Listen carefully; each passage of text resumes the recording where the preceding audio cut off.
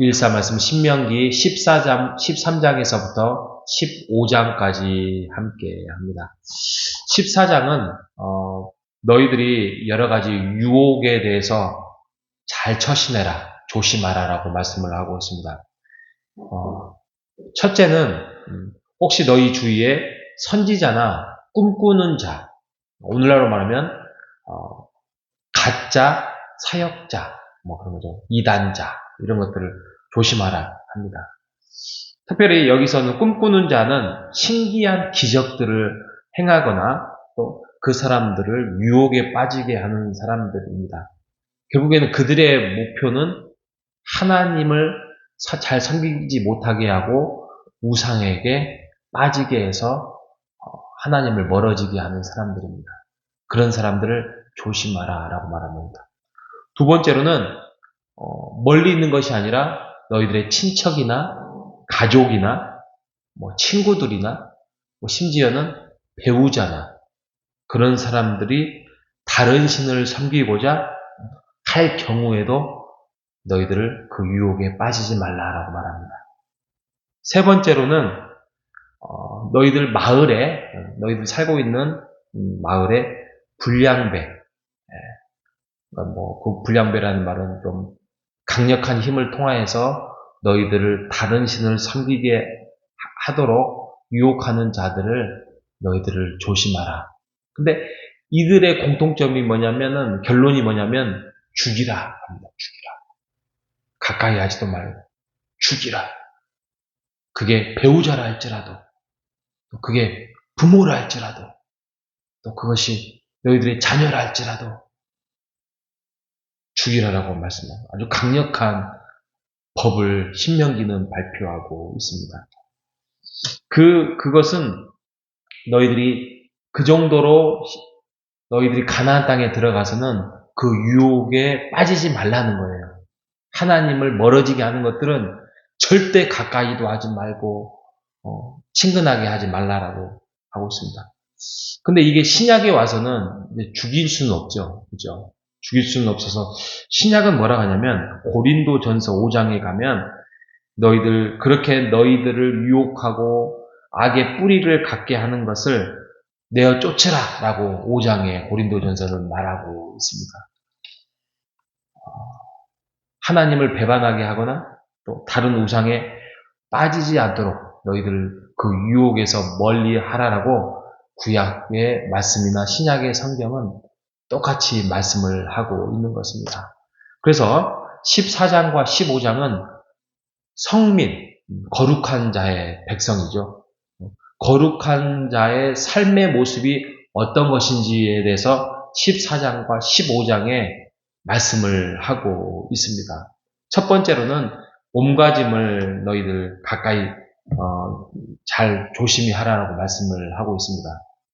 그래서 예를 들면 14장에 오늘 읽었던 죽은 자를 위하여서 몸을 베지 말고 눈썹 사이로 털을 밀지 말라 이런 내용이죠. 그러니까 혐오스러운 모습, 세상의 유혹에 빠져드는 모습으로 살지 마라. 이 이유는 가나안 문화를 쫓아가지 말라고 하는 것이에요. 가나안 문화를 쫓아가다가 흉내내고 그것을 답습하고 그것을 좋아하고 그러면 하나님이 주고자 하는 율법이나 말씀보다는 그 가나안이 주는 그 문화를 쫓아가게 돼 있어요. 그러다 보면 하나님을 멀리하게 되게 된다는 것이지요. 그래서 첫 번째로는 몸가짐을 이방 풍습에서 쫓아가지 말고 조심하라라고 말씀을 하고 있고요. 두 번째로는 정한 음식을 먹으라 해요. 그래서 정한 음식과 부정한 음식을 구분을 해놨어요. 오늘날 똑같이 오늘날은 적용시킬 수는 없지만 그 정도로 이 정한 음식과 부정한 음식을 통해서 이것도 똑같아요. 이방 문화를 너희들이 답습하지 말고 그들이 행했던 것들을 너희들은 구별하여 행동하라고 말씀을 하고 있습니다. 그리고 14장에 또 하나의 거룩한 자의 삶의 모습은 하나님을 섬기고 이웃을 섬기기 위하여서 11조 생활을 하라라고 말씀을 하고 있습니다.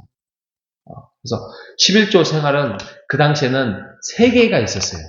하나는 1년에 한 해를 추수한 것을 걷어들이면 10분의 1을 내어드리는 거예요. 그거는 레위인을 위해서 그렇게 나눔의 원칙이지요. 그리고 두 번째로는 10분의 9가 남았어요. 10분의 9를 남았는데 또 그 중에서 10분의 1을 또 한 번 뗍니다.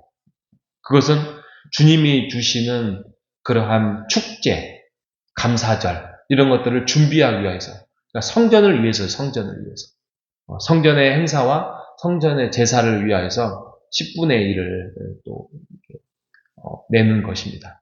그리고 마지막 세 번째는 3년에 한 번씩 내는 11조가 있어요. 3년에 한 번씩은 그것은 너희들의 성에서 기거하고 있는 그 분기세 기업을 받지 못한 내인뿐만이 아니라 또 고아나 과부나 객을 위하여서 3년에 한 번씩 또 11조를 또 한 번 냅니다. 그러니까 3번을 내는 거예요. 그래서 이것이 바로 하나님의 백성의 성민의 모습이다라고 말씀을 하고 있습니다. 15장에 가면 또 거룩한 자의 삶의 모습을 두 가지를 더 이야기를 합니다. 그게 네 번째로 뭐냐면 너희들이 면제년, 안식년이죠, 안식년. 안식년을 7년에 한 번씩 오는 것을 지키라고 합니다. 그러니까 예를 들면은 빚을 만약에 어떤 너희의 친족 중에나 사람들 중에 져가지고 7년 동안 갚지를 못한다. 그러면 면제하라고 그래요. 아니 빌려줬는데 그거 아까워서 못 받는 것은 너무 억울하지 않습니까? 친족 중에서 너희들의 형제 자매들 안에서 그거는 7년 동안 갚으려고 했는데 못 갚았다는 거죠. 의도적이 아니라 정말 궁핍해서 정말 곤란해서 정말 살기가 힘들어서 노력을 했는데 못 갚았다고 한다면 7년이 지나고 난 다음에 너희들이 면제를 해라. 그것은 하나님의 백성으로서 너희들이 동등함과 차별이 없다는 것을 말씀을 하고 있는 것입니다. 이렇게 구제적 차원에서 하는 이유는 너희들도 똑같이 애굽 백성 이스라엘 백성인이었는데 애굽에 있을 때에 너희들이 똑같이 종된 삶을 살았고 비참한 현실을 살았다는 것이지요. 그런데 하나님께서 구원을 베풀어 주셔서 출애굽을 했고 이제는 가나안 땅에 들어가서 땅을 차지하는 너희들이 스스로 한 것이 아니라 하나님이 베풀어 주신 은혜를 기억하기 위하여서 말씀을 하고 있어요. 그러니까 이 모든 것들이 감사하는 거예요. 구제는 감사예요. 그래서 그게 바로 성민의 네 번째 모습이고요. 마지막 거룩한 자의 삶의 모습은 마지막에 첫 태생을 하나님께 드리라는 거예요. 소나 양이 첫 새끼를 낳으면 그 새끼들을 하나님께 드리라는 말씀을 하고 있습니다. 이게 제사였어요. 만약에 그게 흠이 있다면, 첫 새끼 같은 흠이 있다면 제사로 드리지 말고 너희들이 먹어라 라고 이야기를 하고 있습니다. 첫 태생을 드리는 거, 이것도 쉽지 않은 행동이지요. 그런데 그것조차도 너희들에게 첫 번째 것을 하나님께 너희들이 드린다 할지라도 먹고 사는 문제, 태어나는 문제, 이 모든 것들을 하나님께서 책임져 주신다라고 말씀을 하고 있는 거예요. 우리 옛날에 요즘에 그런 일은 별로 없지만 첫 직장에 들어가면 자녀들에게 첫 직장의 급여를 하나님께 드리는 거 이런 문화가 있었어요. 기억나시나요? 그런 것도 있었습니다. 그게 신앙적 고백이지 이제는 의무적인 건 아니지요. 그 정도로 하나님께 앞으로의 나의 직장과 나의 삶과 나의 인생을 하나님께 드립니다라는 차원에서 첫 월급을 하나님께 드리죠. 하나님, 그럼 그 한 달은 뭐 먹고 살아요? 아니, 그 전 달부터는 직장 생활 없어도 살았잖아요. 근데 직장 생활 했는데 이제는 예를 들면 200만 원을 받았어요. 200만 원을 다 드리면 뭐 먹고 살아요? 남은 인생을 하나님께서 책임져 주신다라는 신앙 고백적 차원에서 했다는 것이지요. 아멘입니까? 예, 아무튼 그런 순수했던 열심이었던 신앙생활이 있었습니다. 요즘 MZ세대에 이 말이 통할란지 모르겠습니다. 하지만 그 정도로 하나님께 내어 맡겼고 하나님께 거룩한 삶의 모습으로 살았다는 것입니다.